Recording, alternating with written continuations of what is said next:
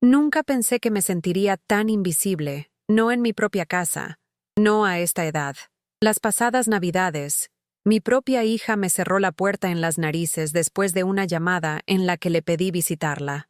El sonido de esa puerta cerrándose aún resuena en mi pecho, como una herida que no sana. Hoy voy a contarles algo que nunca pensé compartir, y si aunque sea por un segundo, esto les resulta familiar, solo les pido que le den me gusta a este video y se suscriban. Me ayudará a seguir abriendo mi corazón. Mi nombre es Rosa y tengo 72 años.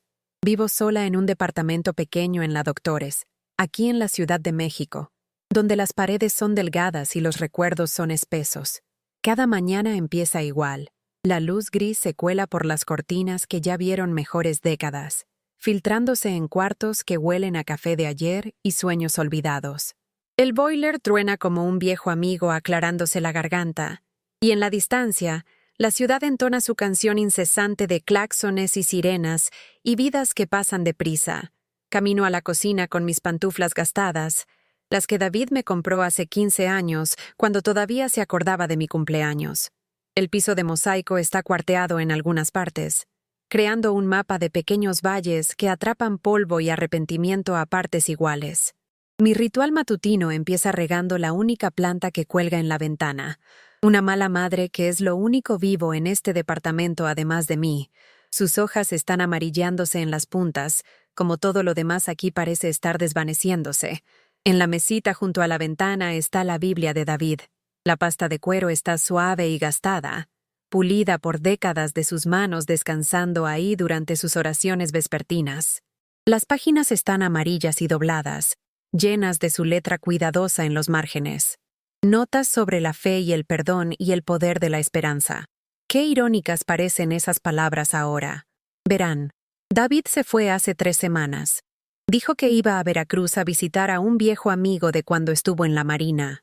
Esa fue la última vez que escuché su voz, distorsionada por el teléfono mientras me decía que no lo esperara despierta, que llamaría cuando llegara. El silencio que siguió se ha extendido hasta convertirse en una eternidad de horas vacías y preguntas sin respuesta. 2 noches después de que se fue, estaba limpiando el cajón de su mesa de noche cuando encontré algo que cambió todo. Guardado dentro de su Biblia, prensado entre las páginas de los Salmos como una flor seca, había un sobre viejo. Mi corazón se detuvo cuando vi mi nombre escrito en su letra familiar. Rosa, decía, con un corazoncito dibujado al lado.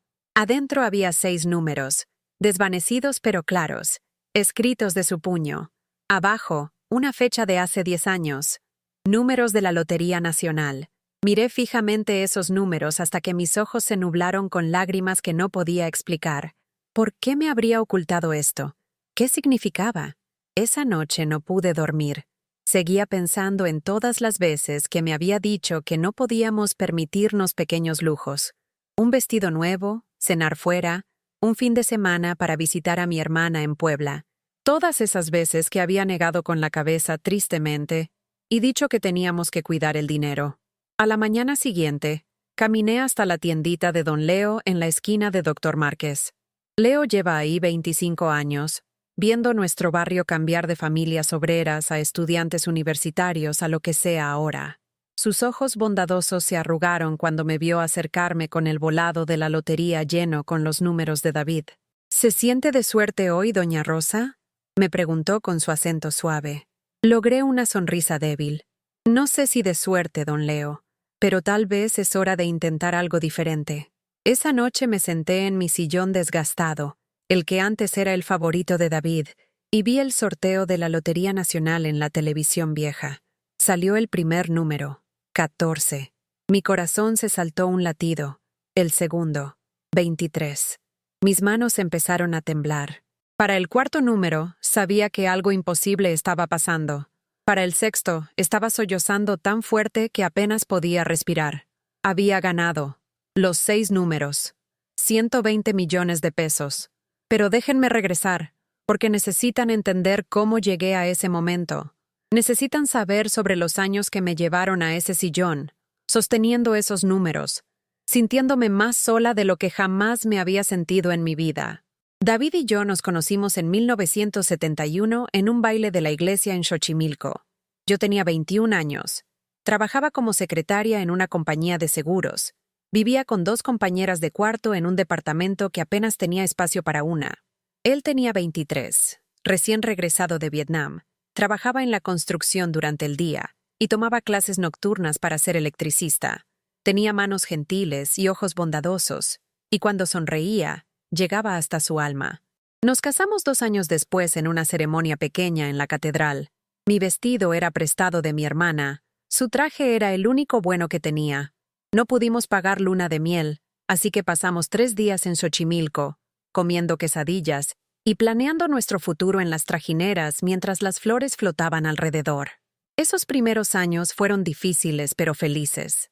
Vivíamos en un departamentito en la Narvarte, tan pequeño que teníamos que mover la mesa de la cocina para hacer espacio para nuestro sofá-cama. Yo trabajaba en las mañanas en la compañía de seguros y en las tardes limpiando oficinas en el centro. El trabajo era agotador. Tallar pisos hasta que me dolían las rodillas, vaciar botes de basura y limpiar escritorios en edificios que brillaban como joyas contra el cielo nocturno. David trabajaba en construcción durante el día e iba a la escuela de electricistas en las noches. Ahorrábamos cada peso, soñando con comprar una casa, tener hijos, construir algo juntos. Recuerdo contar monedas en la mesa de la cocina, acomodándolas en montoncitos ordenados para pagar la renta. David me sobaba los hombros después de mis largos días limpiando, y yo lo ayudaba a estudiar para sus exámenes de electricista, preguntándole sobre diagramas de circuitos y códigos de seguridad, hasta que ambos nos quedábamos dormidos en esa mesita. Nuestro primer hijo, Miguel, nació en 1976. Nunca olvidaré cargarlo por primera vez. Esta personita perfecta con la barbilla terca de David y los dedos delicados de mi abuela. 3 años después llegó Sara, nuestra hermosa hija con rizos rebeldes y una risa que podía iluminar el cuarto más oscuro. Esos fueron los años dorados. Nos mudamos a una casita en la del Valle. Nada elegante, solo 2 recámaras con un patiecito donde los niños podían jugar. David había conseguido su licencia de electricista y ganaba bien. Yo me quedé en casa con los niños durante sus primeros años, volcando todo mi amor en hacer de esa casita un hogar. Cosía cortinas de retazos de tela, planté jitomates en el patio, hice disfraces de Halloween desde cero. Cada fiesta de cumpleaños se planeaba con semanas de anticipación. Cada mañana de Navidad era una sinfonía cuidadosamente orquestada de alegría, con galletas hechas con las recetas de mi abuela y regalos envueltos en papel que guardaba y reutilizaba año tras año. Les di todo lo que tenía para dar. Cuando Miguel se rompió el brazo cayéndose de su bicicleta, me senté junto a su cama del hospital 3 días seguidos. Cuando Sara tuvo problemas leyendo en segundo año, pasé horas cada noche ayudándola a deletrear palabras hasta que estaba leyendo libros de capítulos. Cuando el papá de David se enfermó, lo cuidé en nuestra casa durante 2 años, dándole de comer, bañándolo, sentándome con él durante sus últimos días. Sacrifiqué sin pensar, sin contar el costo. Cuando la compañía de seguros donde trabajaba me ofreció un ascenso que habría significado mejor sueldo pero más horas, lo rechacé para estar en casa con los niños. Cuando mi hermana me invitó a ir de viaje a Guadalajara, dije que no porque necesitábamos el dinero para la universidad de Miguel. Cada decisión era por ellos. Cada peso ahorrado era para su futuro. Cada sueño que dejé de lado fue para que los de ellos pudieran florecer. Y sí florecieron. Miguel se volvió ingeniero en sistemas, se casó con una mujer encantadora llamada Jennifer y se mudó a Monterrey. Sara se volvió maestra, se casó con su novio de la universidad Tom y se estableció en Cuernavaca con sus 3 hijos. Estaba tan orgullosa de ellos, tan agradecida de que todos nuestros sacrificios hubieran valido la pena. Pero en algún momento, algo cambió. Las llamadas semanales se volvieron mensuales, luego ocasionales. Las visitas se volvieron más cortas, más apresuradas. Los nietos que antes suplicaban quedarse a dormir en casa de la abuela y el abuelo, de repente tenían práctica de fútbol y clases de piano y citas de juego que eran más importantes. Me dije que era natural. Los niños crecen, tienen sus propias vidas. Pero la soledad se coló como aire frío por una ventana rota, lento y constante, e imposible de cerrar. David parecía ajeno al cambio. Se había jubilado del trabajo eléctrico y pasaba sus días viendo televisión, leyendo su Biblia, y yendo al centro de la tercera edad a jugar cartas con otros jubilados. Estaba contento con su rutina, satisfecho con su vida, pero yo sentía que me estaba desvaneciendo, volviéndome invisible hasta en mi propia familia. La primera grieta real en mi corazón vino en mi cumpleaños número 70. Había estado esperándolo por semanas, imaginando una cena especial con toda la familia. Hasta compré manteles nuevos y cociné el mole favorito de David, pero Miguel llamó para decir que no podía venir. Fecha límite en el trabajo.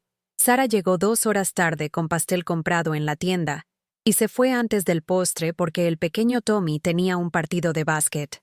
David ni siquiera se acordó de que era mi cumpleaños hasta que Sara lo mencionó. Esa noche me senté en la cocina con mole sobrante cuajándose en la estufa y lloré hasta que me dolió el pecho. Cuando David preguntó qué pasaba, no pude encontrar palabras para explicar el vacío dentro de mí. Las peticiones de dinero empezaron pequeñas. Miguel necesitaba ayuda con su hipoteca después de que Jennifer perdió su trabajo. El coche de Sara necesitaba reparaciones importantes. Los nietos necesitaban dinero para equipo deportivo, clases de música, excursiones escolares. David y yo habíamos sido ahorradores cuidadosos toda la vida y teníamos algo de dinero guardado, así que ayudábamos cuando podíamos. Pero las peticiones se volvieron demandas. Las llamadas de agradecimiento se volvieron más cortas. Las visitas se volvieron aún más raras. Empecé a sentirme como un cajero automático con latido del corazón, útil para resolver problemas financieros, pero no mucho más. «Mamá, odio pedirte», decía Miguel, «pero las cosas están muy apretadas ahorita». «Mamá, sabes que no te llamaría si no fuera urgente», me suplicaba Sara. Y yo enviaba el dinero porque los amaba, porque recordaba cargarlos de bebés, porque no podía soportar la idea de que sus hijos pasaran necesidades. Pero cada transferencia se sentía como si estuviera comprando afecto que debería haberse dado libremente. El silencio después de cada pago era lo peor. No había llamadas de seguimiento para ver cómo estaba. No había gratitud que durara más de un día. Solo quietud hasta que surgiera la siguiente crisis. David parecía flotar más hacia su propio mundo. Su oído no era lo que solía ser, y había dejado de usar sus auxiliares auditivos porque hacían todo muy fuerte, decía. Nuestras conversaciones se volvieron fragmentos gritados a través de la mesa del comedor. Más a menudo, comíamos en silencio, los únicos sonidos el tintineo de los cubiertos y el murmullo distante del tráfico de la ciudad. Hace 5 años, todo cambió. David tuvo un infarto mientras trabajaba en nuestro pequeño jardín. Lo encontré colapsado entre las plantas de jitomate, su cara gris y retorcida de dolor. El viaje en ambulancia al Hospital General se sintió como si durara para siempre. Le sostuve la mano y recé a todos los santos que podía recordar, suplicándoles que no me lo quitaran. Sobrevivió, pero la recuperación fue lenta y difícil. El hombre fuerte y capaz que había construido nuestra vida con sus propias manos se volvió frágil e inseguro. Necesitaba ayuda bañándose, vistiéndose, recordando sus medicamentos. Me volví su cuidadora de tiempo completo sin discusión ni elección. Las llamadas telefónicas de nuestros hijos se volvieron aún menos frecuentes. Cuando trataba de explicar lo difícil que se habían vuelto las cosas, lo agotada que estaba, cuánta ayuda necesitaba, las respuestas siempre eran las mismas. «Mamá, sabemos que es difícil, pero tenemos nuestras propias familias de qué preocuparnos». Difícil. Una palabra tan pequeña para un peso tan aplastante. Dejé mi juego semanal de cartas con las señoras del centro comunitario. Dejé de ir a misa porque David ya no podía sentarse durante todo el servicio. Dejé de hacer trabajo voluntario en el programa de alfabetización que había disfrutado por años. Mi mundo se encogió al tamaño de nuestro pequeño departamento. Mis días medidos por horarios de medicamentos y citas de terapia física, y noches sin dormir escuchando a David luchar por respirar. Y a través de todo esto, las peticiones de dinero continuaron. Colegiatura universitaria para los nietos. reparaciones de casa para Sara, oportunidades de inversión para Miguel. Cada petición venía con una historia sobre lo desesperada que era la necesidad, lo agradecidos que estarían, lo mucho que significaría para ellos. Enviaba el dinero porque, ¿qué más podía hacer? Eran mis hijos, mis nietos. Pero empecé a notar que la gratitud se sentía mecánica, rutinaria. Las palabras estaban bien, pero faltaba la calidez. El año pasado, cuando llamé a Sara para preguntarle si podía ir en Navidad, solo yo, ya que David no estaba para viajar, dudó tanto que pensé que se había cortado la línea. «Mamá», finalmente dijo, «este año está muy complicado. La mamá de Tom viene, y ya sabes cómo se pone. ¿Y los niños tienen tantas actividades? ¿Tal vez el año que viene?» El año que viene. Siempre el año que viene. Pasé el día de Navidad viendo películas viejas en televisión mientras David dormía en su sillón. Había cocinado un pavo pequeño de todas formas, más por costumbre que por hambre. El silencio en ese departamento era tan completo que se sentía como estar enterrada viva. Fue ahí cuando empecé a entender que me había vuelto un fantasma en sus vidas. Presente cuando se necesitaba, pero invisible de otra manera. La realización se asentó en mis huesos como artritis. Un dolor constante que ninguna cantidad de oración o pensamiento positivo podía aliviar. El punto de quiebre llegó hace 6 meses. En un martes lluvioso en abril. Había estado batallando con una tos durante semanas, tosiendo tan fuerte en las noches que no podía dormir. David, perdido en su propia salud declinante, apenas se daba cuenta. Llamé a Sara, esperando que tal vez viniera a verme. Tal vez trajera sopa o simplemente se sentara conmigo una hora. «Mamá, no puedo hoy», dijo, sin siquiera preguntar cómo me sentía. Emma tiene clases de danza, y le prometí a Tommy que lo ayudaría con su proyecto de ciencias. Ya sabes cómo es. Sí sabía cómo es. Sabía que mis necesidades se habían vuelto interrupciones inconvenientes en sus vidas ocupadas. Esa noche, con fiebre y débil, me hice té y tostadas, y me pregunté qué pasaría si simplemente desapareciera. ¿Cuánto tardarían en darse cuenta? ¿Días? ¿Semanas? El pensamiento me aterrorizó no porque quisiera desaparecer, sino porque no estaba segura de que la respuesta me consolara. Fue durante esos largos días enferma que empecé a revisar álbumes de fotos viejos, fotos de fiestas de cumpleaños y mañanas de Navidad y vacaciones familiares. En cada foto, yo estaba ahí, cocinando, sirviendo, limpiando, asegurándome de que todos los demás fueran felices. Pero viendo esas fotos ahora, me di cuenta de que me veía cansada hasta entonces.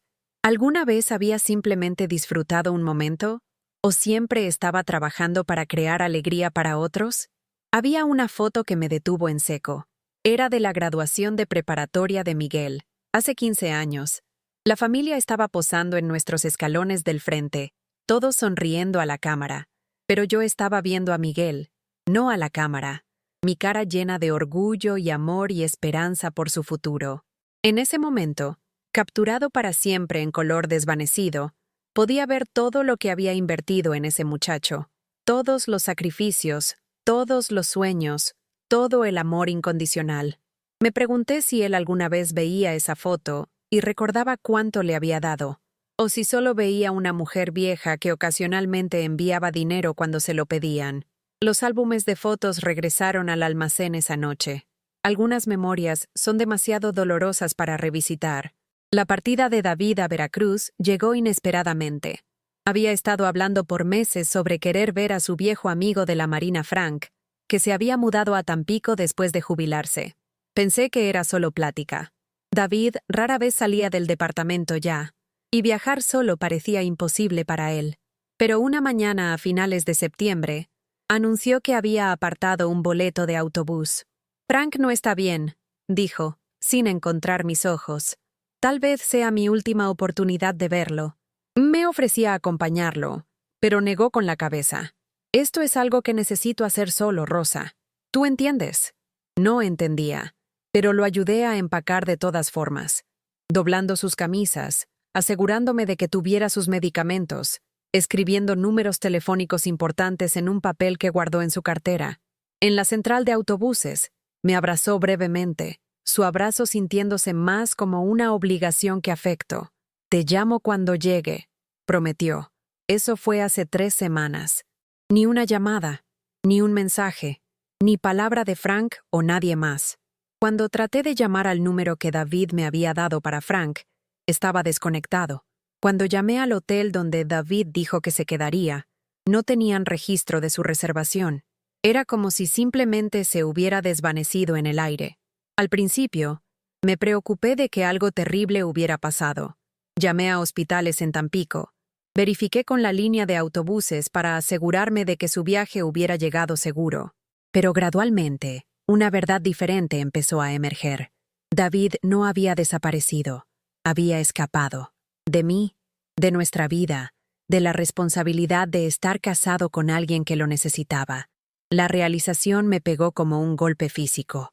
Después de 50 años de matrimonio, después de cuidarlo durante su infarto y recuperación, después de sacrificar mi propia salud y felicidad para asegurarme de que estuviera cómodo, simplemente se había alejado.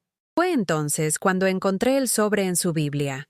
Había estado limpiando su mesa de noche, tratando de mantenerme ocupada, tratando de no pensar en por qué no había llamado. La Biblia estaba abierta en Salmos, y cuando fui a cerrarla, noté algo prensado entre las páginas, un sobre con mi nombre, en su letra. Mis manos temblaron cuando lo abrí. Adentro había 6 números escritos con la letra cuidadosa de David, con una fecha de hace 10 años. Debajo de los números, había escrito, para Rosa, si algo me pasa.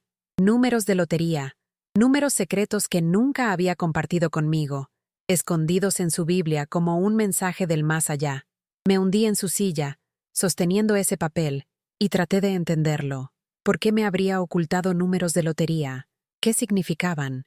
¿Los había jugado regularmente? ¿Había ganado algo alguna vez? Las preguntas daban vueltas en mi mente como hojas de otoño atrapadas en un remolino de viento. Pero debajo de la confusión, algo más se estaba moviendo. Una pequeña chispa de algo que no había sentido en años. No esperanza exactamente, sino posibilidad. ¿Qué tal si estos números eran más que solo dígitos al azar? ¿Qué tal si eran la manera de David de decirme algo que nunca podría decir en voz alta? Esa noche no pude dormir. Seguía viendo esos números, memorizándolos, preguntándome qué había estado pensando David cuando los escribió. Como a las 3 de la mañana, tomé una decisión que me sorprendió con su claridad. Iba a jugar esos números. A la mañana siguiente, caminé hasta la tiendita de Don Leo, con más propósito del que había sentido en meses. Leo levantó la vista de su periódico cuando entré, su cara curtida arrugándose en una sonrisa. «Buenos días, doña Rosa. ¿Cómo está David allá en Veracruz?» La mentira salió fácil. «Ah, bien. La está pasando padrísimo con su amigo». Leo asintió y regresó a su periódico mientras yo llenaba el boleto de lotería. Mis manos estaban sorprendentemente firmes mientras marcaba cada número. 14, 23, 37, 42, 51, 58. Números que no significaban nada para mí, pero habían significado algo para David. «¿Se siente de suerte hoy?», preguntó Leo mientras le daba el boleto y 50 pesos. Pensé en esa pregunta mientras caminaba a casa. ¿De suerte? No, no me sentía de suerte. Me sentía como alguien que había pasado 50 años esperando que otra gente notara que existía. Pero tal vez eso estaba a punto de cambiar. El sorteo estaba programado para esa noche a las 9. Pasé el día limpiando el departamento, lavando ropa, cocinando una cena sencilla que apenas probé. Mientras se acercaba la hora, me puse nerviosa de una manera que no había experimentado desde esperar que nacieran mis hijos. Me acomodé en el viejo sillón de David con una taza de té, el boleto de lotería puesto cuidadosamente en la mesa lateral donde podía ver los números.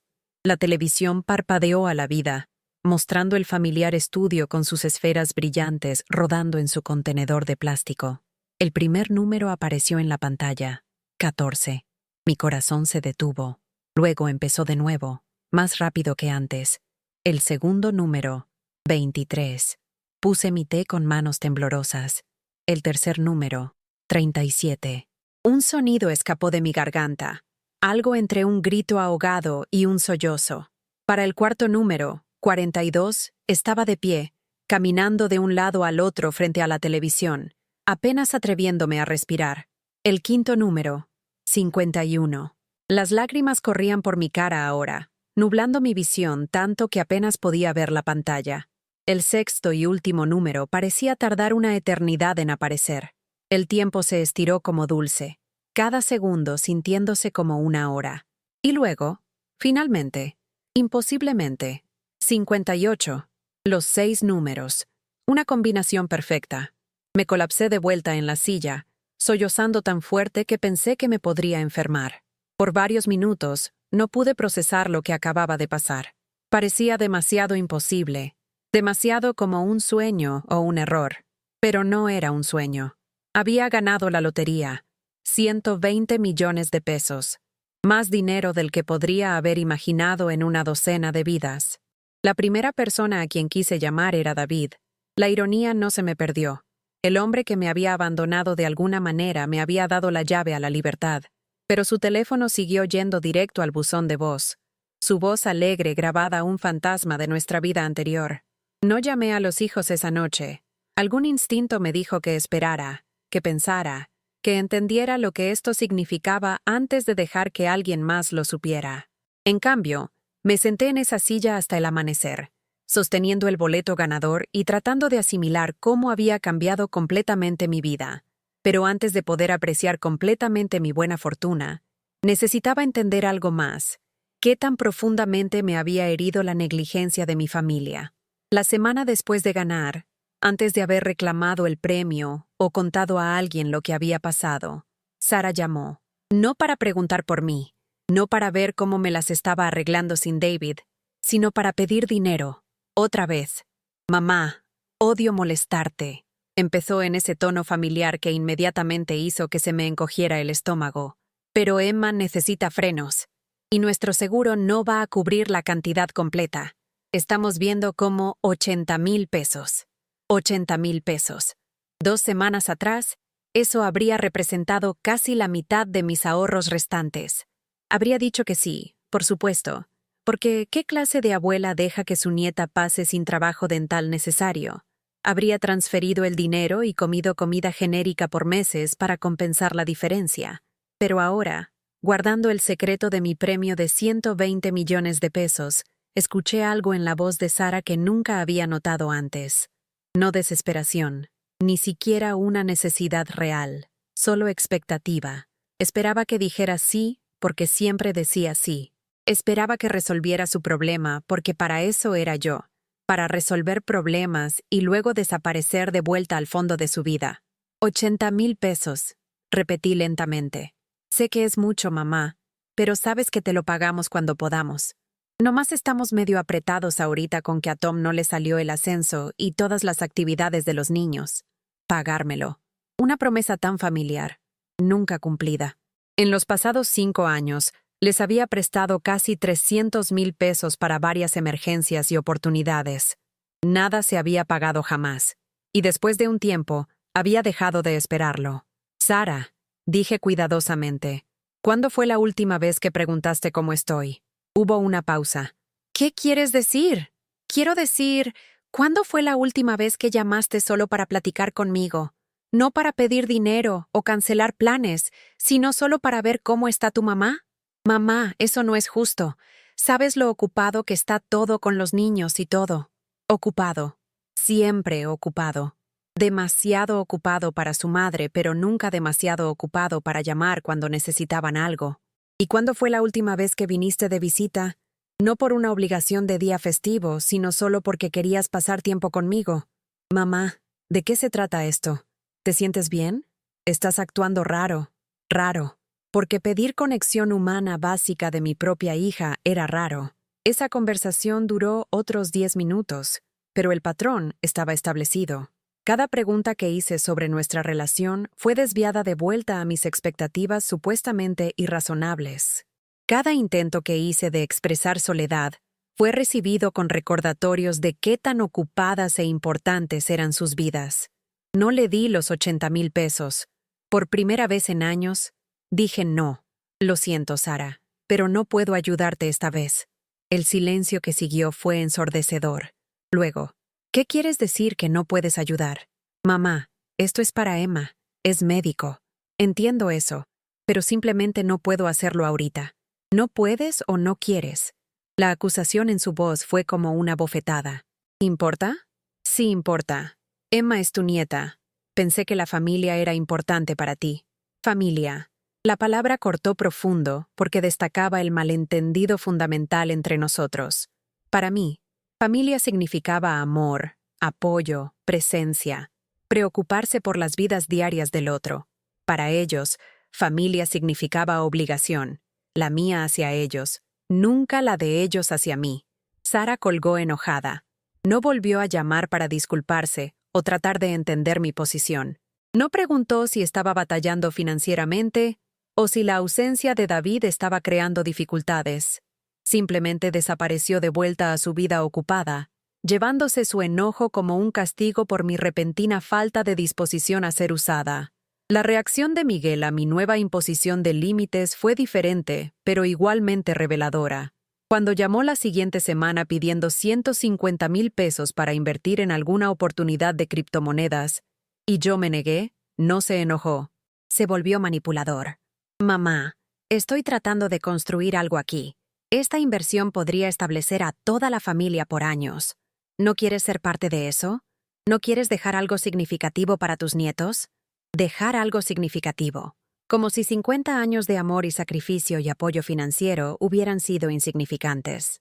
Como si cada pastel de cumpleaños que había horneado, y cada rodilla raspada que había curado, y cada pago de colegiatura con el que había ayudado, no hubiera contribuido nada significativo a sus vidas. Miguel, dije, sorprendiéndome con mi tono calmado, ya les he dado a ti y a tu hermana más de lo que la mayoría de los padres jamás podrían. Los he apoyado a través de cada crisis y celebrado cada éxito. ¿Qué más crees que les debo? No se trata de deber, mamá. Se trata de oportunidad. Esta es una oportunidad para que todos nos beneficiemos. Todos. Pero de alguna manera, los beneficios siempre parecían fluir en una dirección. ¿Y qué obtengo yo de esta inversión además del riesgo de perder 150,000 pesos? Obtienes la satisfacción de saber que ayudaste a tu familia a construir riqueza. La satisfacción, no retorno financiero, no inclusión en las ganancias, ni siquiera gratitud, solo satisfacción. La misma satisfacción de la que había estado sobreviviendo por años mientras mi propio saldo bancario se desplomaba. Le dije no a Miguel también. Su respuesta fue dejar de llamar completamente. En 2 semanas, ambos de mis hijos habían cortado contacto conmigo esencialmente porque había dejado de ser útil. La realización fue devastadora y liberadora a partes iguales. Devastadora porque confirmaba mis peores temores sobre lo que significaba para ellos.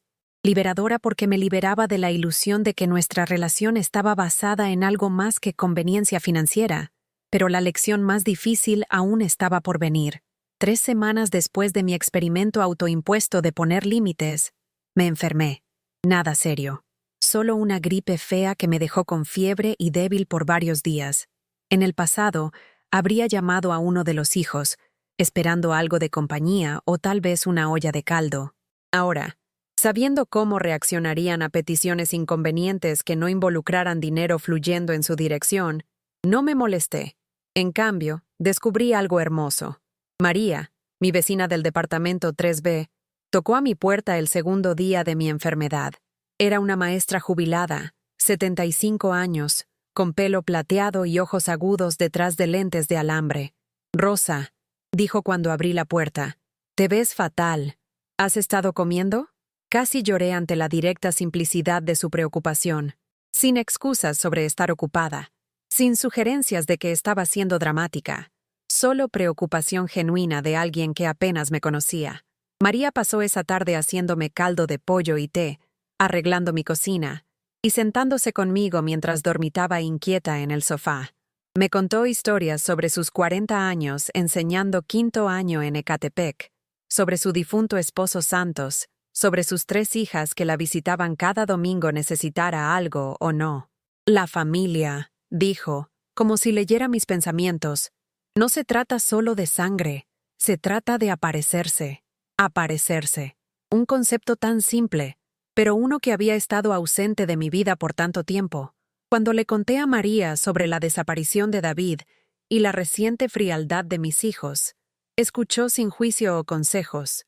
Simplemente asintió e hizo más té, y se quedó hasta que me sentí lo suficientemente fuerte para estar sola. Algunas personas, dijo mientras se preparaba para irse, dan tanto por sentado que se olvidan de que otras personas tienen sentimientos, pero eso no significa que tengas que aceptarlo. Esa noche, por primera vez desde que David se fue, dormí pacíficamente, no porque mis problemas estuvieran resueltos, sino porque alguien me había recordado que merecía bondad humana básica. El boleto de lotería seguía guardado en mi joyero, sin reclamar, y que cambiaría la vida. Pero estaba empezando a entender que la transformación real no iba a venir del dinero.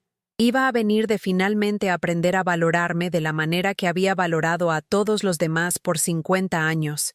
A la mañana siguiente, tomé una decisión que habría sido imposible un mes antes. Iba a reclamar mis ganancias de lotería, y lo iba a hacer completamente para mí. El proceso de reclamar un premio mayor de lotería es más complicado de lo que la gente se imagina. Hay abogados que consultar, asesores financieros que contratar, atención mediática que navegar. Pasé 2 semanas reuniéndome con profesionales, estableciendo fideicomisos, planeando para un futuro que nunca había imaginado posible. La decisión más difícil fue si tomar la suma total o pagos anuales. La suma total era significativamente menos que el premio anunciado, pero seguían siendo más de 60 millones de pesos después de impuestos. Suficiente para vivir cómodamente el resto de mi vida, sin preocuparme nunca por dinero otra vez. Suficiente para no tener que decir sí a peticiones financieras, solo para mantener conexiones familiares. El día que deposité el cheque, me senté en la oficina del gerente del banco, viendo el saldo en su pantalla de computadora. 63.600.000 y algo de cambio. Números tan grandes que se sentían abstractos, como un número telefónico para otro planeta. Señora Patterson, dijo el gerente gentilmente, este es todo un cambio de vida. ¿Tiene planes para el dinero? Planes. Había estado tan enfocada en la mecánica de reclamar el premio que realmente no había pensado en lo que seguía. Por 50 años, cada decisión financiera había sido hecha en servicio a otros. Ahora, por primera vez en mi vida adulta, tenía la libertad de ser egoísta. Creo, dije lentamente, que me gustaría comprarme algo bonito. Lo que compré fue libertad. Contraté un servicio de limpieza para nunca más pasar mis días tallando los desastres de otra gente. Contraté una compradora personal para ayudarme a comprar ropa que me hiciera sentir hermosa en lugar de invisible. Hice citas para todo el cuidado médico y dental que había estado posponiendo por años. Pero la compra más importante fue una consulta con una terapeuta familiar que se especializaba en poner límites para adultos mayores. La doctora Elizabeth Chen tenía ojos bondadosos y una manera gentil, pero sus preguntas cortaron directo al corazón de mi disfunción. Rosa, dijo durante nuestra tercera sesión, ¿cuándo aprendiste que tu valor dependía de lo que podías proveer para otros? La pregunta llegó como un puñetazo al pecho. ¿Cuándo había aprendido eso? ¿Fue viendo a mi propia madre sacrificarse infinitamente por su familia? ¿Fueron los mensajes que había absorbido sobre las mujeres y el altruismo y la nobleza de poner a otros primero? No sé, admití. Siempre me pareció que amar significaba dar todo lo que tenías. ¿Y qué recibías a cambio? Pensé sobre eso por mucho tiempo. ¿Qué había recibido? Momentos de gratitud, sí, pero eran fugaces y condicionales. Presencia en sus vidas, pero solo cuando necesitaban algo. La satisfacción de saber que había cumplido mis deberes como madre y esposa, pero al costo de descubrir quién era como individuo. No suficiente. Finalmente susurré. La doctora Chen asintió. La gente que nos ama no debería requerir que desaparezcamos para mantener la relación. Desaparecer. Eso es exactamente lo que había hecho. Me había hecho tan pequeña, tan complaciente, tan enfocada en las necesidades de todos los demás, que había dejado de existir como persona con mis propios deseos y sueños y requerimientos. ¿Cómo se vería? Preguntó la doctora Chen, si empezaras a aparecer como tú misma. No como la que da, no como la que resuelve problemas, sino como Rosa. ¿Una mujer con sus propios intereses y necesidades y límites? No pude responder esa pregunta porque no estaba segura de saber quién era Rosa. Separada de mi papel como madre, esposa, cuidadora, recurso financiero, ¿quién era yo? Nuestras sesiones continuaron 2 veces por semana por 2 meses. Lentamente, dolorosamente, empecé a excavar a la persona que había enterrado bajo décadas de autosacrificio. Recordé que una vez me había encantado pintar acuarelas. Recordé que había soñado con viajar a Italia. Recordé que siempre había querido aprender a tocar piano. Estas no eran ambiciones grandiosas, solo deseos humanos simples que había dejado de lado tanto tiempo atrás que había olvidado que existían. Con la guía de la doctora Chen, empecé a entender que poner límites no era egoísta. Era necesario para cualquier relación sana. Y empecé a ver que el enojo de mis hijos sobre esos límites era en realidad prueba de que nuestra relación había sido fundamentalmente enfermiza. La gente que verdaderamente te ama no desaparece cuando dejas de serles útil. Armada con este nuevo entendimiento, decidí que era hora de una conversación con mi familia. No sobre dinero, no sobre sus necesidades, sino sobre respeto, sobre lo que requería de nuestras relaciones hacia adelante. Invité a ambos hijos a cenar a un restaurante bonito en Polanco, uno con vista del Ángel de la Independencia. Vinieron, creo, porque asumieron que finalmente había recobrado la cordura sobre el experimento de poner límites.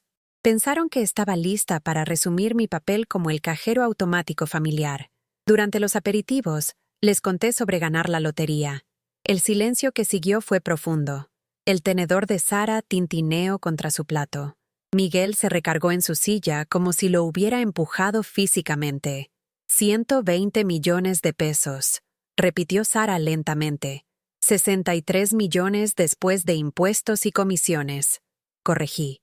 Miguel encontró su voz primero. Mamá, eso es increíble. Esto lo cambia todo. Podríamos pagar nuestras hipotecas, establecer fondos universitarios para todos los niños, tal vez hasta comprar esa casa en las lomas que hemos estado viendo. Podríamos. Nosotros. Nuestros. Los pronombres les salían tan naturalmente, la asunción de que mi ganancia inesperada era su oportunidad. De hecho, dije, mi voz más firme de lo que había esperado.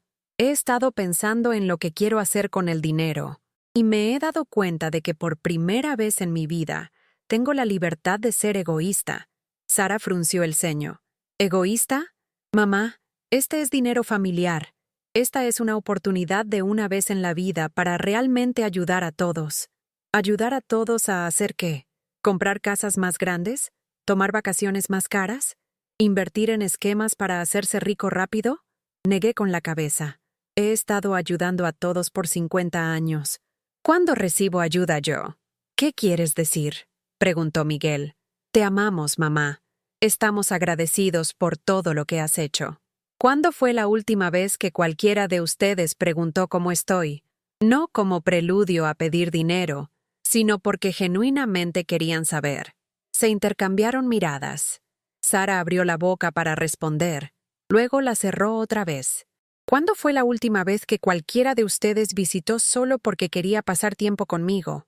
¿Cuándo fue la última vez que llamaron para compartir buenas noticias en lugar de pedirme que resolviera una crisis? Mamá, eso no es justo, protestó Sara. Sabes que estamos siempre están ocupados, interrumpí.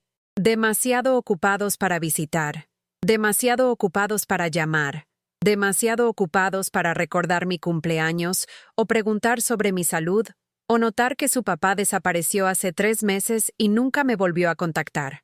Las palabras colgaron en el aire como humo después de disparos. Esta era la primera vez que les había contado sobre el abandono de David. Su shock fue genuino, pero rápidamente fue opacado por algo más. Cálculo. Podía verlos procesando esta información, averiguando cómo usarla para su ventaja. Mamá, ¿por qué no nos dijiste? Preguntó Miguel. Habríamos ayudado. Habríamos estado ahí para ti. ¿Habrían estado? Basada en 50 años de evidencia, lo dudaba. Pero aún si lo decían en serio, Su versión de ayuda siempre involucraba que yo me acomodara a sus horarios, su conveniencia, su disponibilidad limitada. Necesito más que manejo de crisis, dije. Necesito relaciones que no dependan de lo que pueda proveer. Necesito sentirme valorada por quien soy, no por lo que puedo hacer por ustedes. Sara se estiró a través de la mesa y tomó mi mano. Mamá, por supuesto que te valoramos. Eres nuestra madre. Te amamos. Mi madre. No Rosa. No una mujer con su propia identidad y necesidades. Solo su madre. Un papel. Una función. Un propósito que existía completamente al servicio de ellos. Retiré mi mano gentil pero firmemente. He decidido que no les voy a dar dinero a ninguno de ustedes. Las palabras cayeron como piedras en agua quieta, creando ondas de shock e incredulidad. ¿Dinero?, preguntó Sara. ¿Nunca? Nunca. He pasado 50 años priorizando su seguridad financiera sobre mi propio bienestar emocional. Ahora me voy a priorizar a mí. Miguel se inclinó hacia adelante, su cara enrojeciendo de enojo. Mamá, esto es una locura. Este es dinero familiar. Esta es nuestra herencia. ¿Su herencia? Sentí algo frío y duro asentándose en mi pecho. No tienen derecho a mi dinero mientras esté viva, Miguel. No les debo nada. Pero somos tus hijos. Somos tu familia. Entonces actúen como tal, dije simplemente. Aparézcanse en mi vida porque quieren, no porque necesitan algo. Llámenme porque están pensando en mí, no porque tienen una crisis. Trátenme como una persona con sentimientos y necesidades en lugar de un recurso para ser manejado. La cena fue cuesta abajo de ahí. Alternaron entre enojo y manipulación, entre acusaciones y súplicas llorosas. Me recordaron cada sacrificio que habían hecho por sus hijos, cada dificultad que estaban enfrentando, cada sueño que mi dinero podría hacer posible. Escuché con lo que esperé fuera compasión, pero no me moví. Por primera vez en mi vida, las necesidades emocionales de alguien más no eran mi emergencia que resolver. Nos separamos esa noche con más honestidad entre nosotros de la que habíamos tenido en años. Estaban enojados y decepcionados. Yo estaba triste, pero resulta, al menos todos sabíamos dónde estábamos parados. Las semanas que siguieron fueron difíciles, pero esclarecedoras. Ningún hijo me contactó, sin llamadas, sin mensajes, sin intentos de reconstruir nuestra relación en términos más sanos. Su ausencia confirmó lo que había sospechado, pero nunca quise admitir. Solo habían estado en mi vida por lo que podía proveer. Pero otras relaciones florecieron. María y yo nos volvimos amigas cercanas, compartiendo comidas y historias, y el silencio cómodo que viene con compañía genuina. Don Leo en la tiendita empezó a guardarme los crucigramas de su periódico, sabiendo que los disfrutaba con mi café matutino. La señora Davidson del departamento de arriba, cuya artritis hacía subir escaleras difícil, empezó a acompañarme para té y conversación vespertinos. Descubrí lo que la doctora Chen había tratado de decirme. Cuando dejas de invertir toda tu energía emocional en gente que no reciproca, tienes más para dar a los que sí lo hacen. 3 meses después de nuestra confrontación en el restaurante, tomé otra decisión que cambiaría mi vida. Iba a viajar, no un crucero o grupo de tours diseñado para la tercera edad, sino viaje real, viaje sola, viaje de aventura. El tipo de viajes con los que había soñado cuando era joven, pero nunca tomé porque siempre había las necesidades de alguien más que considerar primero. Mi primer destino fue Italia. Específicamente, una pequeña escuela de arte en la Toscana que ofrecía talleres de acuarela de 1 mes para adultos. La había encontrado en línea mientras navegaba sitios de viajes, y algo sobre las fotos de colinas ondulantes y pueblos medievales había llamado a mi alma. Apartar el viaje se sintió como lo más rebelde que jamás había hecho.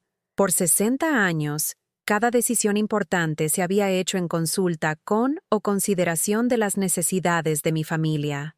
Esto era pura, egoístamente para mí. La noche antes de irme, Sara llamó. «Mamá, escuché de María que te vas a Italia». «Sí, me voy mañana». «¿Por cuánto tiempo?» «1 mes. Tal vez más si decido extender mi estadía». Hubo una pausa. «Mamá, creo que deberíamos hablar. Sobre todo, sobre nuestra relación. Mi corazón saltó de esperanza antes de que mi cerebro se engranara. ¿De qué te gustaría hablar, Sara? Creo que tal vez tenías razón sobre algunas cosas. En la cena, sobre que no somos muy buenos manteniéndonos en contacto. No era mucho de una disculpa, pero era un comienzo. Hablamos por 20 minutos. La conversación más larga que habíamos tenido en meses que no involucrara dinero. No preguntó sobre las ganancias de lotería o se quejó sobre sus luchas financieras. Habló sobre el progreso de Emma con sus frenos, sobre el nuevo hobby de Tom de trabajar madera, sobre extrañar la manera que solíamos ser cuando ella era más joven. Recuerdo, dijo, cómo solías hacer esos disfraces elaborados de Halloween para nosotros. Estaba pensando en eso este año cuando le compré a Emma un vestido de princesa comprado en tienda. No fue lo mismo. Me encantaba hacer esos disfraces, admití, aunque tomara semanas y costara más de lo que habría costado comprar uno. ¿Por qué te encantaba? La pregunta me tomó desprevenida. Porque te hacía feliz, porque podía ver tu cara iluminarse cuando lo veías terminado, porque se sentía como si te estuviera dando algo mágico que nadie más podía. Eso es lo que quiero darle a Emma, dijo Sara quedito. Esa sensación de ser especial, de valer el esfuerzo extra. Ambas estábamos llorando al final de la llamada. No fue una reconciliación completa, pero fue reconocimiento. Estaba empezando a entender lo que había perdido cuando nuestra relación se volvió puramente transaccional. Cuando regreses de Italia, dijo, ¿te gustaría venir a cenar el domingo? Solo cena, sin agenda. Me gustaría que Emma y los muchachos realmente conozcan a su abuela. Dije sí, por supuesto. Pero también dije algo más. Me encantaría, Sara. Pero necesito que entiendas que esto no puede depender de que yo reanude el apoyo financiero. Necesito que nuestra relación se trate de más que lo que puedo proveer. Lo sé, dijo. Creo que finalmente estoy empezando a entender eso. Miguel tardó más en acercarse. Estaba más enojado sobre poner límites, más invertido en los aspectos financieros de nuestra relación. Pero 3 semanas después de mi viaje a Italia, me mandó un email que me hizo llorar en un café en Florencia. Mamá, escribió, he estado pensando en lo que dijiste en la cena, sobre que no somos buenos manteniéndonos en contacto a menos que necesitemos algo. Me di cuenta de que realmente no sé mucho sobre tu vida diaria ya. No sé qué haces para divertirte, o quiénes son tus amigos, o qué te hace feliz además de cuidar otra gente. Me gustaría aprender, si estás dispuesta a enseñarme. Preguntó sobre mis clases de arte, mis viajes, mis nuevas amistades. Compartió historias sobre su trabajo que no llevaban a peticiones de capital de inversión. Me contó sobre el ascenso de Jennifer y la progresión de su hija menor de gatear a caminar. Era el tipo de conversación que había estado esperando por años. Italia fue transformativa de maneras que no había esperado. No solo la belleza del paisaje o la alegría de pintar otra vez, sino la experiencia de estar sola conmigo misma. Por primera vez en mi vida adulta, podía tomar decisiones basadas completamente en mis propias preferencias. Cuándo despertar, qué comer, cómo pasar cada día, todo mío para elegir. Pinté terriblemente al principio. Mis manos no estaban acostumbradas a sostener pinceles, mi ojo no estaba entrenado para ver luz y sombra. Pero Francesca, mi instructora, era paciente y alentadora. Arte, me dijo en su inglés musical, no se trata de perfección, se trata de expresión. ¿Qué quieres expresar, Rosa? Rosa. Hasta mi nombre sonaba diferente en Italia, más hermoso de alguna manera. ¿Qué quería expresar? Alegría. Me di cuenta. Alegría pura, sin complicaciones. El simple placer del color en papel, de luz filtrándose a través de ventanas antiguas, de estar presente en el momento sin preocuparme por las necesidades de nadie más. Mis pinturas mejoraron lenta pero constantemente. Más importante, empecé a recordar quién era debajo de todos los papeles que había jugado. Era alguien que notaba belleza, que disfrutaba solitud, que podía estar perfectamente contenta con su propia compañía. Una tarde, sentada en la terraza de mi pequeño hotel con una copa de vino local y mi última pintura recargada contra la pared de piedra, sentí algo que no había experimentado en décadas. Paz completa.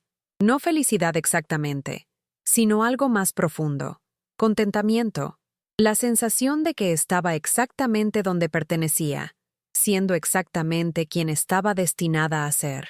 Extendí mi estadía 2 veces, eventualmente pasando 3 meses en Italia. Pinté mi camino a través de la Toscana, aprendiendo no solo técnicas sino confianza. Me amigué con otros viajeros, compartiendo comidas y historias, y la intimidad particular que viene de estar lejos de casa. Descubrí que era buena compañía, ingeniosa, curiosa, capaz de conversación profunda y silencio cómodo. Cuando finalmente regresé a la Ciudad de México, era una persona diferente. No dramáticamente cambiada. Seguía teniendo 72. Seguía siendo viuda. Seguía siendo madre y abuela. Pero también era rosa, artista y viajera y amiga de sí misma. Mi departamento se veía más pequeño cuando entré, pero también proporcionado apropiadamente para una persona. Lo había mandado limpiar y pintar mientras estaba fuera, y había enviado varias de mis pinturas favoritas a casa. Las paredes que antes habían estado cubiertas con fotos familiares ahora mostraban mi propia obra. Acuarelas de olivares e iglesias medievales, y luz matutina en piedras antiguas. El sillón de David se había ido. Le había pedido al servicio de limpieza que lo donara junto con varios otros muebles que tenían demasiadas memorias de servir a otros. En su lugar había un sillón cómodo de lectura junto a la ventana, posicionado para atrapar la luz matutina. Los cambios no eran solo estéticos. El silencio en mi departamento ya no era opresivo, era pacífico. La solitud no era soledad, era libertad. Sara cumplió su promesa sobre las cenas dominicales. Iba a su casa en Cuernavaca una vez al mes, trayendo pequeños regalos para los nietos y ayudando con tareas simples como doblar ropa o preparar verduras. Pero la dinámica era diferente ahora.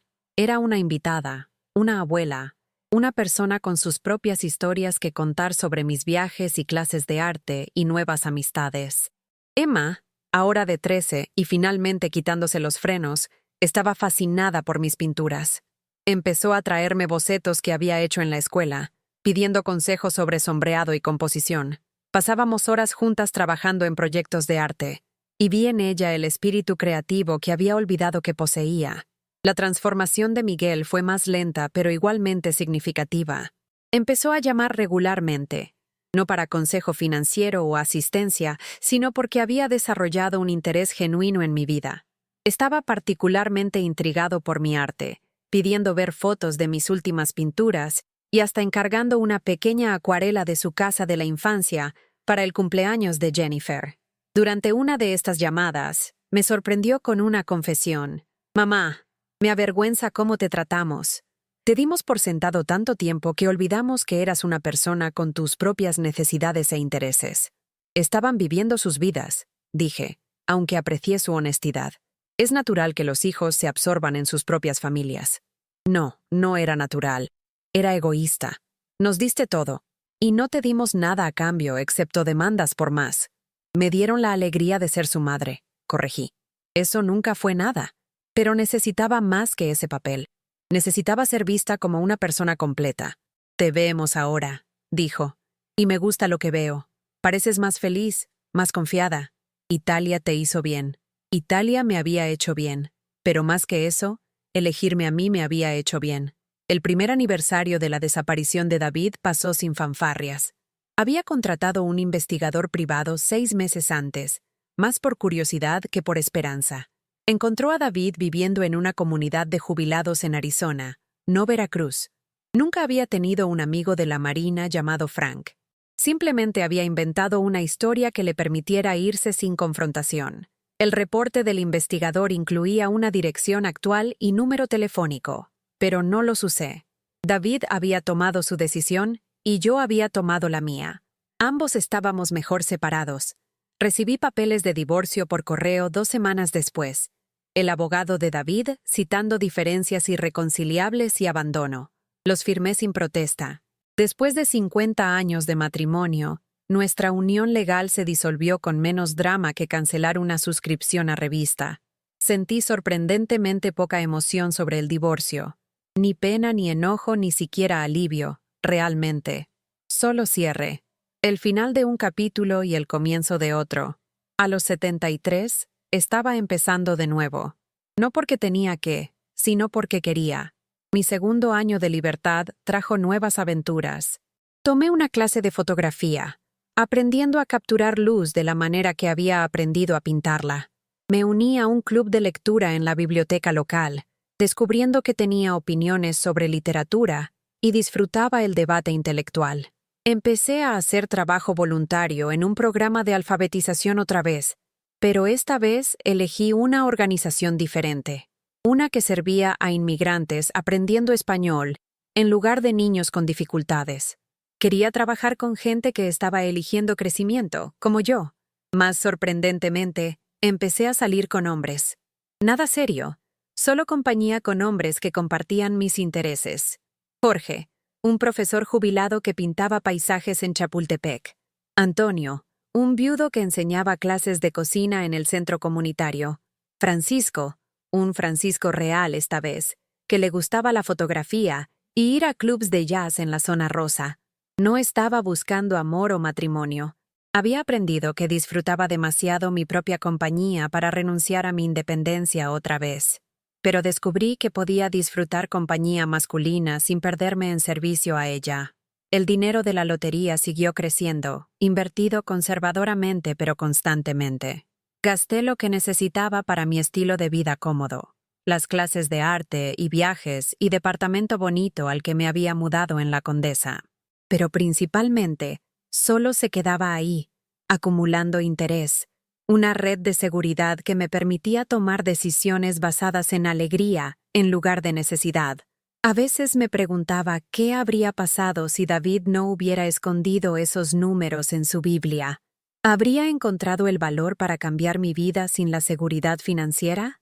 Pensé que sí, eventualmente. Ganar la lotería había acelerado mi transformación, pero no la había creado. La necesidad de cambio había estado creciendo en mí por años. El dinero simplemente me había dado la libertad de honrar esa necesidad. 2 años después de que empezó mi transformación, recibí un visitante inesperado. David estaba parado en mi puerta, viéndose más viejo y más frágil de lo que recordaba. Su pelo antes espeso era casi blanco, y su cara tenía nuevas líneas de preocupación y arrepentimiento. «Hola, Rosa», dijo quedito. «Hola, David». Nos vimos por un momento. 2 personas que habían compartido 5 décadas pero ahora eran extraños. ¿Puedo entrar? Dudé. Luego me hice a un lado. Entró a mi departamento brillante y airoso y miró alrededor con sorpresa obvia. El espacio era hermoso ahora, lleno de mis obras de arte, muebles cómodos, plantas que prosperaban en la buena luz. Se veía como si alguien feliz viviera ahí. «Has redecorado», observó. «He reconstruido», corregí. Se sentó cuidadosamente en mi sofá, declinando mi oferta de café o té. «Rosa, necesito disculparme. ¿Por irte? Por todo. Por darte por sentado. Por desaparecer. Por nunca apreciar lo que tenía». Me senté frente a él en mi silla de lectura, estudiando su cara. «¿Qué te pasó, David? ¿Dónde has estado?» Me contó sobre Arizona, sobre la comunidad de jubilados que había prometido amistad y actividades y un nuevo comienzo. Sobre la soledad que había sentido rodeado de extraños que no conocían su historia. Sobre darse cuenta de que había tirado la relación más importante de su vida por la ilusión de libertad. «Pensé que estaba escapando», dijo. «Pero solo estaba huyendo de responsabilidades que debería haber abrazado. ¿Y ahora? Ahora espero que consideres darme otra oportunidad. Sé que no la merezco, pero te estoy pidiendo de todos modos». Miré a este hombre que había amado por 50 años, esta persona que había compartido mi cama y mis sueños, y luego abandonado ambos cuando se volvieron inconvenientes. Sentí simpatía por su arrepentimiento, pero ningún deseo de resucitar lo que habíamos tenido. «David», dije gentilmente, «no soy la misma persona que era cuando te fuiste. Puedo ver eso. Te ves maravillosa, Rosa. Feliz. Soy feliz. Y me gusta mi vida como es ahora. Podríamos construir algo nuevo juntos. Podríamos viajar, tal vez. Sé cuánto siempre quisiste ver Italia». Sonreí. «He estado en Italia, 2 veces, de hecho. Pasé 3 meses ahí el año pasado estudiando pintura de acuarela». Su sorpresa era genuina. «¿Fuiste sola?» «Fui sola. Y lo amé». Hablamos otra hora. Me contó sobre sus errores, su soledad, su esperanza de reconciliación. Yo le conté sobre mi transformación, mi arte, mis nuevas amistades e intereses. Fuimos educados, hasta cálidos a veces, pero también habíamos terminado. Cuando se fue, sentí cierre que no me había dado cuenta que necesitaba, no solo sobre nuestro matrimonio, sino sobre perdón. Lo perdoné, no porque lo mereciera, sino porque aferrarme al enojo habría envenenado la alegría que había trabajado tan duro para crear. También me perdoné a mí misma, por desaparecer en las necesidades de otra gente, por aceptar menos de lo que merecía por tantos años, por no aprender antes que el amor no debería requerir el sacrificio completo del yo. Ahora, mientras me siento aquí a los 74, reflexiono sobre el extraño viaje que me trajo a este lugar. Un sobre escondido en una Biblia, 6 números en un boleto de lotería, 63 millones de pesos que cambiaron todo y nada. El dinero no me hizo feliz. Decidir valorarme me hizo feliz. El dinero no arregló mis relaciones. Poner límites y demandar respeto arregló mis relaciones. El dinero no me dio propósito. Elegirme me dio propósito. Pero sí me dio libertad. Libertad para decir no sin miedo de consecuencias financieras. Libertad para viajar y explorar y crear sin preocuparme por el costo. Libertad para reconstruir mi vida de acuerdo a mis propios deseos en lugar de las expectativas de otra gente. Mis relaciones con mis hijos se han asentado en algo más sano que lo que teníamos antes, aunque tomó tiempo. Sara y yo nos vemos regularmente ahora, y nuestras interacciones están basadas en afecto genuino en lugar de obligaciones financieras.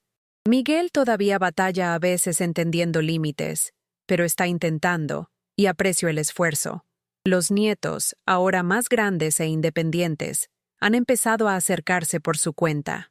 Emma, 15 ahora y una artista talentosa ella misma, me dice Nona Rosa y visita mi departamento estudio para pintar conmigo. El menor de Miguel, Jake, me manda fotos de sus juegos de béisbol y pide mi consejo sobre aplicaciones de preparatoria. Estas relaciones se sienten reales de una manera que nuestras conexiones previas nunca sintieron. María sigue siendo mi amiga más cercana, y hemos viajado juntas varias veces. Estaba conmigo en Praga la primavera pasada cuando pinté mi primer paisaje urbano, y me acompañará a Grecia el mes que viene donde planeo enfocarme en temas marítimos. He aprendido que 74 no es muy viejo para nuevos comienzos. No es muy tarde para aventura, para creatividad, para alegría. No es muy tarde para descubrir quién eres cuando no estás definida por tu utilidad para otros.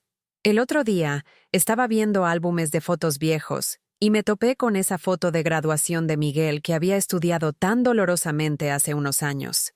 La en que yo lo estaba viendo con tanta esperanza y amor mientras él miraba a la cámara. Ahora veo algo diferente en esa foto. Veo una mujer que amaba profundamente y daba libremente. No me arrepiento de ese amor o esa entrega. Solo me arrepiento de haber olvidado guardar algo de ambos para mí misma.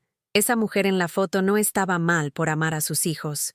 Estaba mal por pensar que amar significaba desaparecer. Todavía hay días difíciles, por supuesto. Días cuando me pregunto si tomé las decisiones correctas, si mis límites fueron demasiado duros, si debería haber sido más tolerante con las limitaciones de mi familia. Pero luego pienso en la mujer que era hace 3 años, invisible, agotada, dada por sentado, y sé que no podría regresar a esa vida aunque alguien me ofreciera otros 100 millones de pesos. La transformación no se trataba solo de dinero o siquiera relaciones. Se trataba de aprender a verme como merecedora de la misma consideración que siempre había dado a otros. Se trataba de entender que el amor no debería requerir el borrado del yo. También he aprendido que nunca es demasiado tarde para sorprenderte a ti mismo. A los 74 me he vuelto cosas que nunca imaginé. Una artista, viajera mundial, una mujer que disfruta su propia compañía. He descubierto fortalezas que no sabía que poseía, e intereses que habían estado enterrados bajo décadas de servicio a otros. El mes pasado, tuve mi primera exposición de arte. Nada grande, solo una exhibición pequeña en el centro comunitario donde tomo clases de fotografía. Pero ver mis acuarelas colgando en esas paredes con pequeños puntos rojos junto a varias de ellas indicando ventas, se sintió más significativo que cualquier premio de lotería. Estas eran imágenes que había creado, momentos de belleza que había capturado, evidencia de que Rosa Patterson existía como más que solo la madre o esposa de alguien. Emma vino a la inauguración con Sara, y vi a mi nieta de 15 años estudiar mis pinturas con concentración seria. Se detuvo frente a mi pieza favorita, una vista de una colina toscana al atardecer, toda luz dorada y sombras violetas. «Nonna Rosa», dijo, «esta me hace sentir en paz, como si todo estuviera exactamente como debía». Eso es exactamente lo que había estado tratando de capturar. Ese momento de contentamiento perfecto que había sentido sentada en la terraza en Italia, finalmente en paz conmigo misma. Emma quiere aplicar a escuela de arte el año que viene y me ha pedido que la ayude a armar un portafolio. Pasamos tardes de sábado en mi departamento, pintando y dibujando y hablando sobre color y luz y el valor que toma crear algo de la nada. Estas conversaciones son tan diferentes de la relación que tenía con ella cuando era más pequeña, cuando estaba definida primariamente por lo que podía proveer en lugar de quién era. La familia de Miguel vino a Día de Acción de Gracias este año, no porque pedí o insinué o los hice sentir obligados, sino porque querían. Cocinamos juntos, compartimos historias, nos reímos sobre memorias viejas. No hubo peticiones de dinero, sin tensión subyacente sobre expectativas no cumplidas. Solo familia, genuinamente disfrutando la compañía del otro. Mientras vi a mi nieto menor Jake ayudar a su papá a trinchar el pavo, ambos concentrándose seriamente en la tarea, me di cuenta de que esto era lo que había estado buscando todo el tiempo.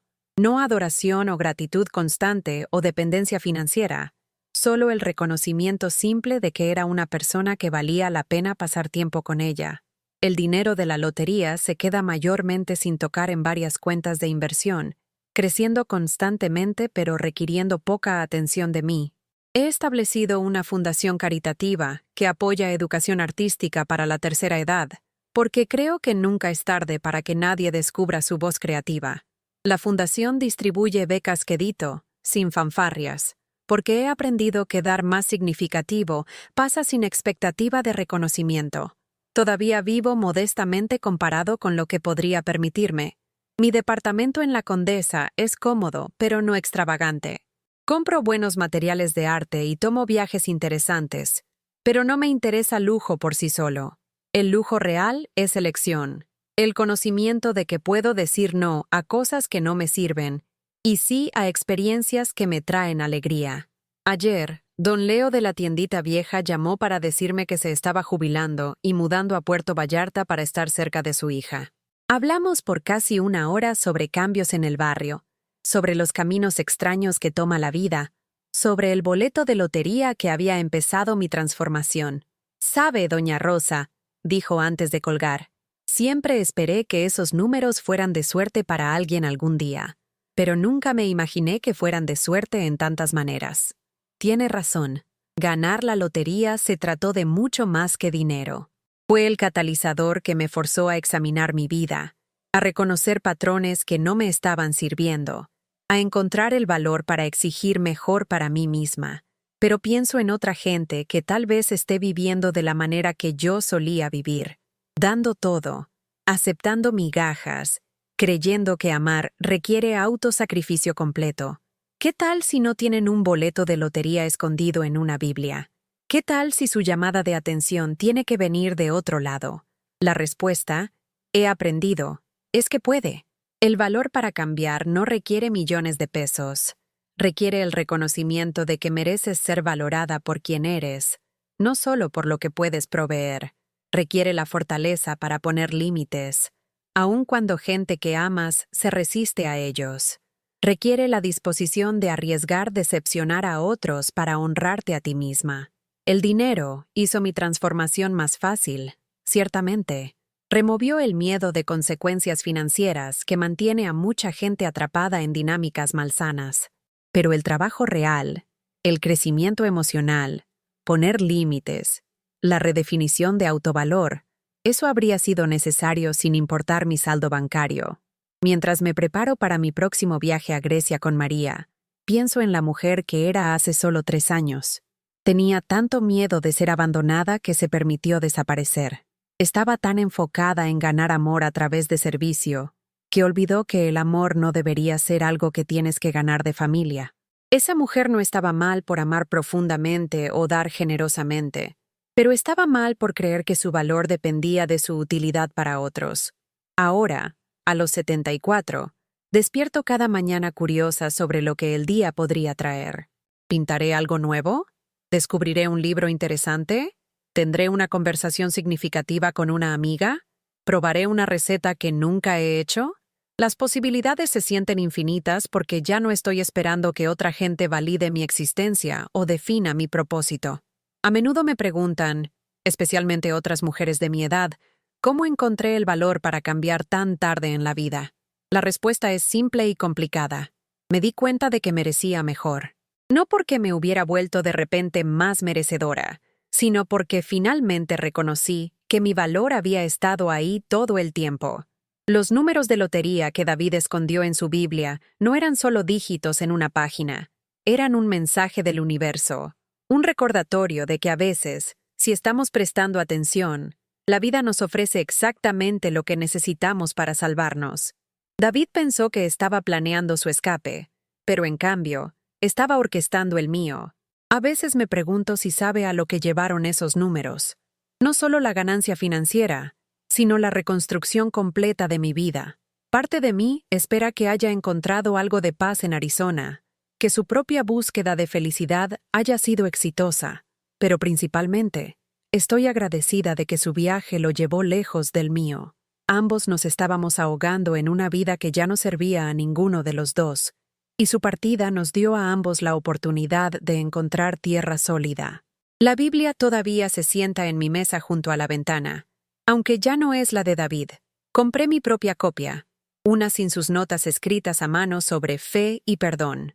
En cambio, estoy llenando los márgenes con mis propios pensamientos sobre esperanza y valor y el trabajo continuo de convertirte en ti misma. Hay un versículo al que regreso a menudo ahora. Fuerza y honor son su vestidura, y se ríe de lo porvenir.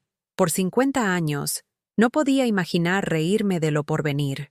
El futuro se sentía como una serie de obligaciones y sacrificios esperados, un desvanecimiento gradual hacia la invisibilidad.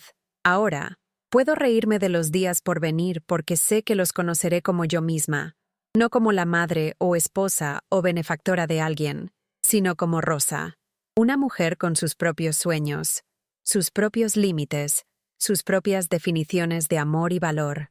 Si están escuchando esta historia y se reconocen en mis luchas, quiero que sepan algo.